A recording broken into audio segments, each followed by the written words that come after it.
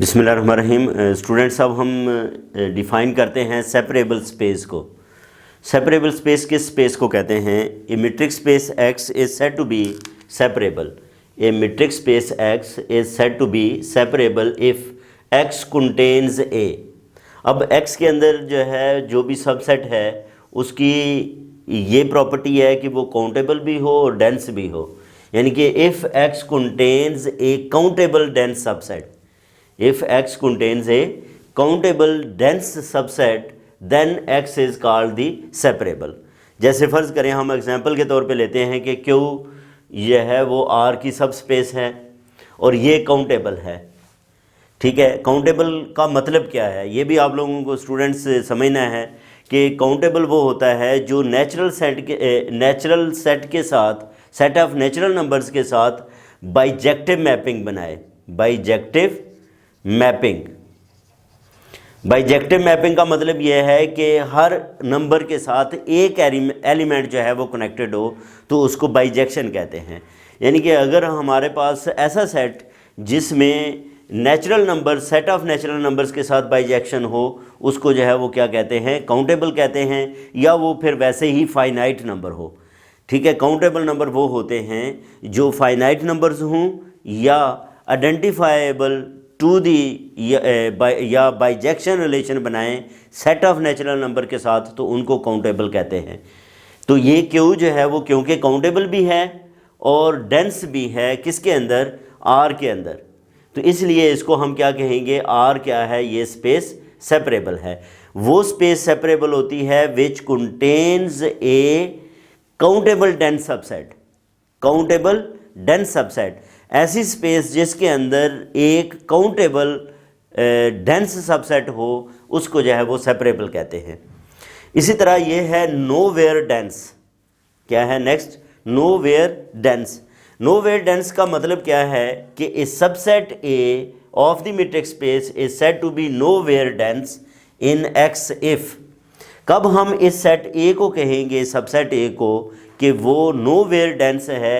If its closure contains no open ball. अगर इसके कुलैयर के अंदर जो है वो कोई ओपन बॉल जो है वो ये कंटेन ना करे।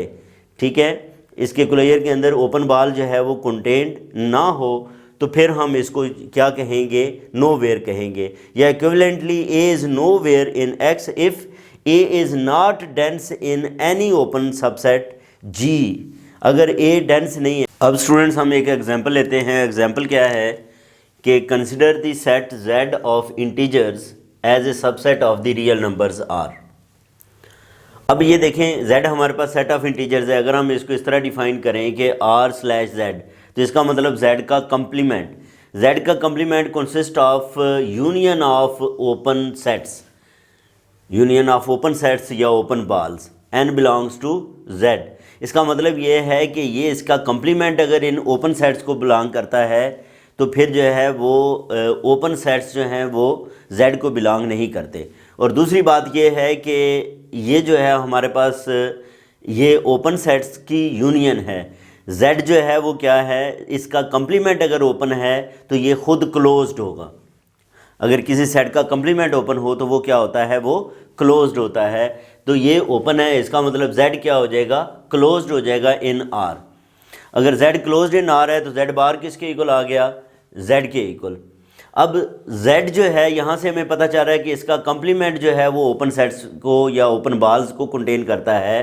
तो इसका मतलब z contains no open ball. z जो है इसके अंदर कोई ओपन बॉल नहीं है। तो इसका मतलब ये हुआ कि z is nowhere dense in r। ये चीज़ जो है वो डेंस को प्रूव कर रही है, ये चीज़ नोवेयर को प्रूव कर रही है कि कोई इसके अंदर ओपन बॉल, ये z जो है वो ओपन बॉल कंटेन नहीं करता। इसी तरह हम सेट ऑफ नेचुरल नंबर्स के लिए भी बात कर सकते हैं कि वो भी क्या है? नोवेयर डेंस है। अब स्टूडेंट्स हमारे पास ये एक थ्योरम है। थ्योरम क्या है? The following statements about a subset of a metric space are equivalent. यानी कि ये जो तीनों स्टेटमेंट्स हैं ये आपस में इक्विवेलेंट हैं। अगर हम ए स्टेटमेंट को कंसिडर करें तो बी को प्रूव किया जा सकता है, बी को कंसिडर करें तो ये जो है वो सी या 3 को प्रूव किया जा सकता है। जैसे 1 implies 2, 2 implies 3, 3 implies 1। तो इसका मतलब ये स्टेटमेंट्स क्या हैं, ये इक्विवेलेंट है, कोई एक स्टेटमेंट प्रूव कर दी जाए तो बाकी जो है वो आप उसको जो है वो उस रिज़ल्ट को आप यूज़ कर सकते हैं। तो सबसे पहले हम स्टूडेंट्स क्या करते हैं, ये जो 1 implies 2 है इसको हम जो है वो प्रूव करते हैं। Suppose A is nowhere dense in X. इसमें क्या दिया गया है कि A is nowhere dense in X. हमें प्रूव क्या करना है कि A bar has empty interior. इसका हम इंटीरियर लेंगे और वो क्या होगा, वो एम्प्टी होगा। तो हम क्या करते हैं, let x be an interior point of A bar. ये एक्स हमारे पास क्या है, interior point of A bar है और हमें ये प्रूव करना है कि ये एम्प्टी है। अगर ये एक्स इस ए बार को बिलोंग करता है तो then there is an open ball contained in this. ठीक है, वहाँ पे लाजमी एक ओपन बॉल होगा जिसका सेंटर एक्स है और रेडियस आर है। और ये फिर क्या बन जाएगी, एक कंट्राडिक्शन आएगी।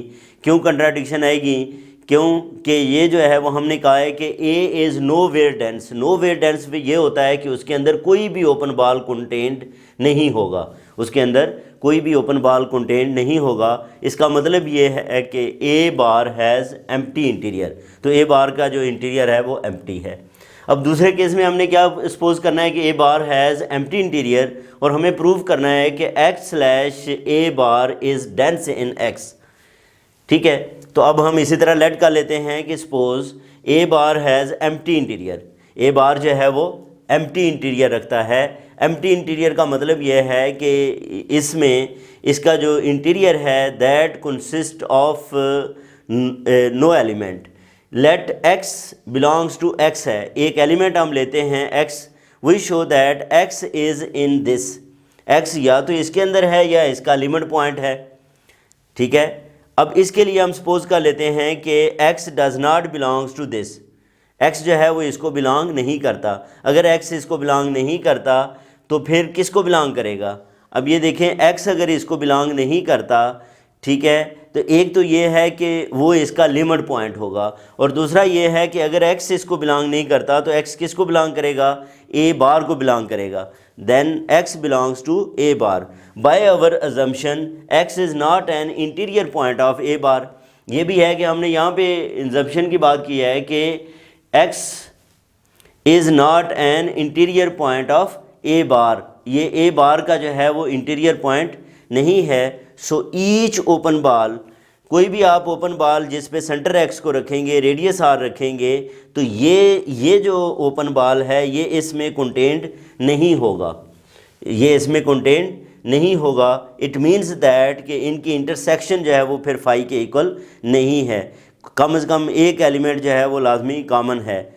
ठीक है, hence X is a limit point of this. इसका मतलब ये है कि एक्स इसका लिमिट पॉइंट है। अगर एक्स इसका लिमिट पॉइंट है तो ये फिर क्या होगा, ये डेंस है एक्स के अंदर।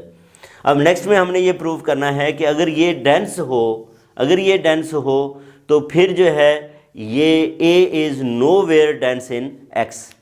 अब देखते हैं कि 3 implies 1। 3 implies 1 के लिए ये है कि x slash a bar is dense in x और हमें क्या प्रूव करना है, a is nowhere dense in x।